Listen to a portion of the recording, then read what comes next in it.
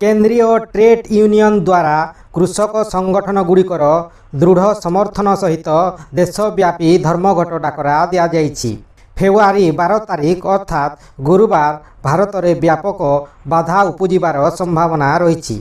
यही धर्मघट विभिन्न राज्य में दैनंदिन जीवन को प्रभावित करिबो बोली आशा करा जाउछि, जहाँ बैंकिंग सेवा, परिवहन एवं साधारण व्यावसायिक कार्यकलाप को प्रभावित करिबो। विशेषकर सरकारी क्षेत्र प्रतिष्ठान रे किछि अंचल रे शिक्षानुष्ठान बंद रही पारे।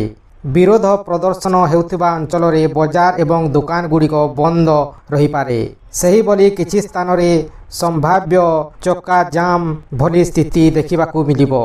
ओडिशा रे मध्य भारत बंदर प्रभाव देखिबाकू मिली पारे।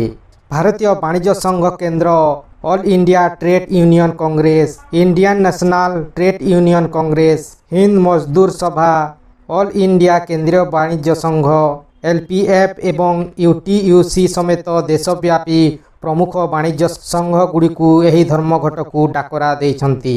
एहाकू संयुक्त किसान मोर्चा समेत किछि कृषक संगठन मध्य समर्थन करिछंती। एही धर्मघटर मुख्य कारण हेउछि गत नवेम्बर रे सरकार द्वारा प्रचलित 4टी नूतन श्रम संहिता।